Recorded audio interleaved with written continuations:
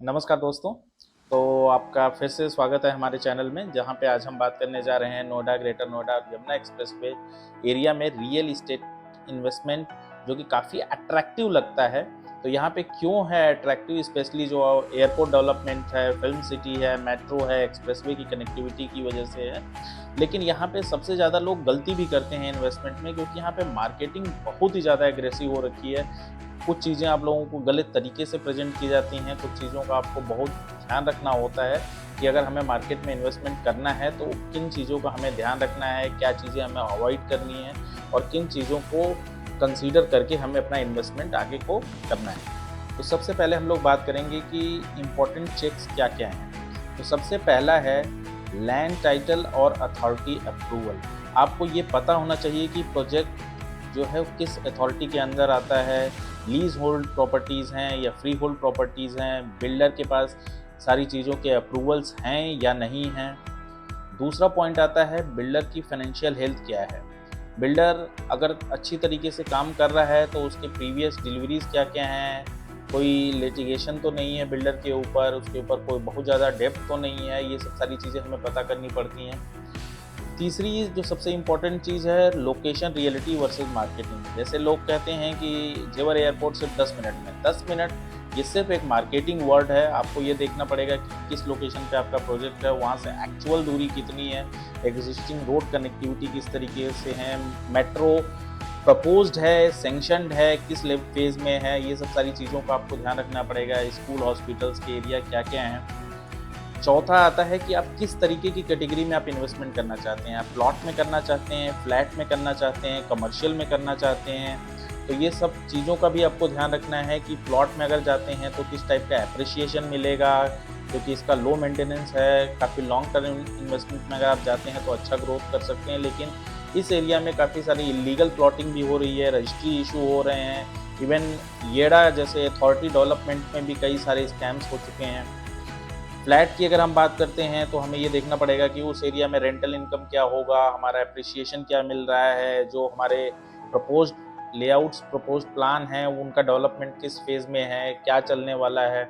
Same commercial के साथ है, हाई रिस्क, हाई रिवॉर्ड होता है। तो अगर आप इस सेगमेंट में जाते हैं तो इसमें भी आपको देखना है कि बिल्डर ट्रस्टेड है या नहीं है, किस तरीके की पॉपुलेशन के एरिया में वो डेवलपमेंट है, लीज़ एश्योरेंस जेन्युइन है या नहीं है, क्या है।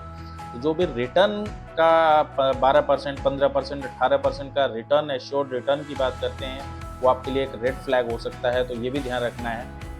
पाँचवाँ आता है circle rate versus market rate. तो ये भी देखना है कि कहीं आपका जो नियर बाय रीसेल एरिया क्या चल रहा है, एक्चुअल क्या चल रहा है, एक्चुअल ट्रांजैक्शन प्राइस क्या है, रेंट यील्ड क्या है। अगर 2 से 3% का आ रहा है तो एक अच्छा अप्रोच है, अगर उससे कम है और उस तरीके की चीज़ें आपको दिख रही हैं तो थोड़ा-सा सावधान रहें इन्वेस्टमेंट करने से पहले। इंफ्रास्ट्रक्चर डिपेंडेंसी 6 पॉइंट है, क्योंकि जो स्पेशली यमुना एक्सप्रेसवे साइड में अगर हम बात करते हैं तो आज की डेट में इन्वेस्टमेंट मोस्टली डिपेंड है इंटरनेशनल एयरपोर्ट पे, मेट्रो एक्सपेंशन पे, फिल्म सिटी पे, इंडस्ट्रियल डेवलपमेंट पे। तो अगर आपका पूरा इन्वेस्टमेंट का थीसिस ही है कि एयरपोर्ट बन जाएगा तो रेट डबल हो जाएंगे, तो ये हाई रिस्क हो सकता है, आप पहले समझिए।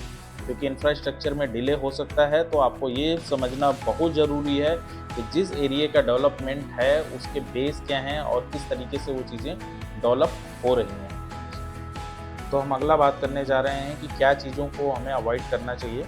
तो सबसे पहला है प्री लॉन्च बिना अप्रूवल के प्रोजेक्ट। ये सबसे ज़्यादा डेंजरस कैटेगरी में होते हैं, क्योंकि इनकी लैंड क्लियर नहीं होते हैं, रेरा नहीं होता है, पोजीशन अनसर्टेन होता है। दूसरा होता है एश्योर्ड रेंटल स्कीम।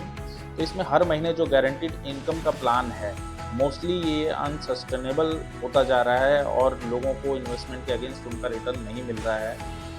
तीसरा होता है कि जहाँ पे भी आपको लुक्रेटिव ऑफ़र मिले कि बहुत ही सस्ता फार्म लैंड है, फार्म हाउस डील मिल रही है, तो आपको स्पेशली एक्सप्रेसवे वाले एरिया में, यमुना एक्सप्रेसवे वाले एरिया में, वहाँ पे आप ये समझ लीजिए लैंड इशू हो सकता है, एक्विजिशन रिस्क हो सकता है, रजिस्ट्री कॉम्प्लिकेशंस हो सकती हैं, कई सारी इल्लीगल कॉलोनियाज़ उधर बन रही हैं, तो थोड़ा-सा इन चीज़ों को अवॉइड करें।